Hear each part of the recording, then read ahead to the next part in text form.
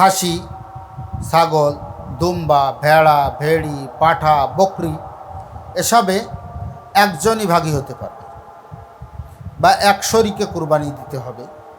সেটা যত বড়ই খাসি হোক না কেন, সেটা যদি 5 লক্ষ টাকার খাসিও হয়, তো একজনেই কুরবানি দিতে পারবে, একজন শরিক হতে পারবে, তাতে আর শরিক নিতে পারবে না।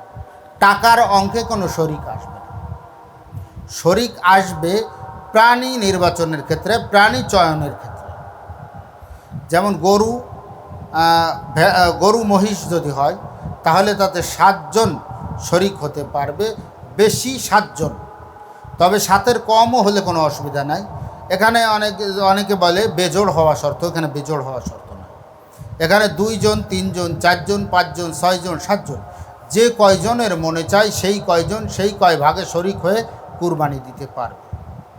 উটেও 7 জনই শরিক হতে পারবে। যে উট বিশাল বড় প্রাণী, তো এখানে আমরা একটু 10 জন শরিক হই, কোনো সুযোগ নেই।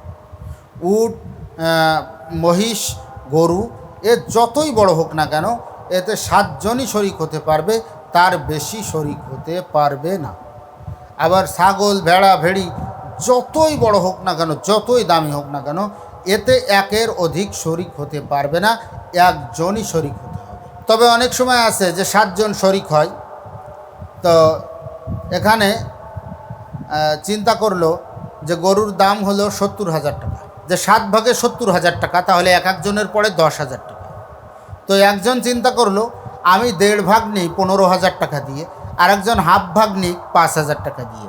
এইভাবে ভাগ বন্টন করা সহি হবে না বা সঠিক হবে না। এইভাবে ভাগ বন্টন করতে পারবে না।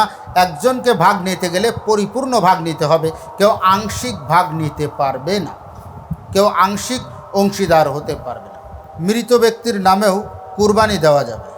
রাসূল সাল্লাল্লাহু আলাইহি ওয়াসাল্লামের নামেও কুরবানি দেওয়া যাবে, তার বিবিগণের নামেও দেওয়া যাবে, এবং মৃত বুজুর্গানে দিনদের নামেও কুরবানি দেওয়া যাবে। এতে কোনো দোষণীয় নয়। অনেক এলাকায় প্রচলিত আছে যে মৃত ব্যক্তির নামে কুরবানি দেওয়া যায় না। অবশ্যই মৃত ব্যক্তির নামেও কুরবানি দেওয়া যাবে, এবং এই কুরবানির সওয়াব ওই মৃতের আমল নামায় পৌঁছাবে, ওই মৃতের কবরে পৌঁছাবে। আল্লাহ তাআলা হয়তো যদি এমনও হইতে পারে যে সামান্য কিছু সওয়াবের কারণে সে জাহান্নামী হয়ে গেছে বা কবরে আযাবে এর সম্মুখীন হয়েছে, তার নামে একটা কুরবানি দিয়ে দেওয়ার কারণে এই কুরবানির যে সওয়াবের অংশটা তার কবরে পৌঁছে যাওয়ার পরে, এই সওয়াবের কারণে তার সমস্ত আযাব গজব বন্ধ হয়ে গেছে, সে জান্নাতের হকদার হয়ে গেছে, জাহান্নাম থেকে মুক্তি পেয়ে গেছে। রাসূল সাল্লাল্লাহু আলাইহি ওয়াসাল্লাম এবং তার বিবিগণ এবং বুজুর্গানে দিনদের নামেও কুরবানি দেওয়া যাবে, কোনো অসুবিধা নেই। 7 জন শরিক হয়েছে, এর ভিতরে একজন আছে লোক দেখানো বা গোস্ত খাওয়ার জন্য কুরবানি করছে, তো বাদ বাকি 6 জনেরও কুরবানি হবে না। এর জন্য শরিক নির্বাচনের ক্ষেত্রে অত্যন্ত সতর্কতা অবলম্বন করতে হবে।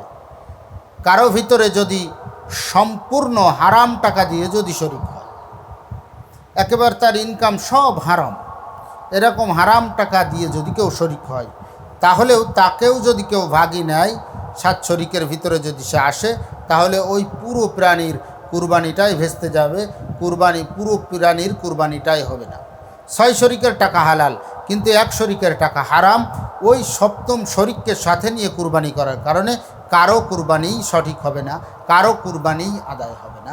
এর জন্য শরিক নির্বাচনের ক্ষেত্রে খুব সতর্কতা অবলম্বন করা। কুরবানির পশু ক্রয় করার সময় শরিক নেওয়ার নিয়ত ছিল না, কিন্তু পরবর্তীতে কুরবানির পশু ক্রয় করার পর চিন্তা করলো যে অনেক টাকা দিয়ে প্রাণী ক্রয় করছি, তো আমি আরও 2-3 জন শরিক নিয়ে নিই, বা আমি কিনে আনছি 70,000 টাকা দিয়ে, আমি 6 জন শরিক নিয়ে নিই, তাহলে আমার 10,000 টাকা, আর 6 জনের কাছ থেকে যদি 60,000 টাকা এসে যায়, তাহলে 60,000 টাকা বেঁচে যাবে।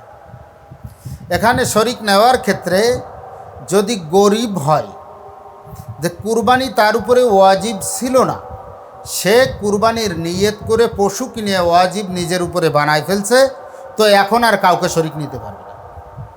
কিন্তু যদি ধনী হয়, তাহলে সে শরিক নিতে পারবে। আপনার কাছে কেমন যেন কথাটা একটু বৈষম্য ভাব হয়ে গেল, যে গরিব মানুষ শরিক নিতে চাচ্ছে পশু কুরবানি নিয়ত করার পর, এখন সে শরিক নিতে পারবে না, কিন্তু ধনী নিতে পারবে। এখানে বুঝতে হবে, ধনীর উপরে কুরবানি ওয়াজিব করছে আল্লাহ। সে কুরবানির পশু ক্রয় করলেও কি না করলেও কি, সে কিনলেও কি আর না কিনলেও কি তার উপরে ওয়াজিব ছিল। সে কুরবানি করলেও ওয়াজিব ছিল, না করলেও ওয়াজিব ছিল। কিন্তু যে গরিব তার উপরে কুরবানি ওয়াজিব ছিল না, কিন্তু সে যখন পরিপূর্ণ পশু কুরাই করে এনেছে তখন আল্লাহর পক্ষ থেকে ওয়াজিব না থাকলেও সে নিজের পক্ষ থেকে পরিপূর্ণ পশু কুরবানিকে ওয়াজিব বানিয়ে নিয়েছে। এর জন্য সে তার ওয়াজিব বানানো পশুর ভিতরে কাউকে শরিক করতে পারবে না। কিন্তু যার উপরে আল্লাহ তাআলা ওয়াজিব করে দিয়েছেন তার জন্য ওয়াজিব করে দিয়েছেন এক ভাগের উপরে কুরবানি করলেও তার কুরবানি আদায় হয়ে যাবে, আর 6 ভাগের উপরে আল্লাহ তাআলা তার কুরবানি ওয়াজিব করেননি। এর জন্য সে ইচ্ছা করলে কুরবানির আগ মুহূর্তেও শরিক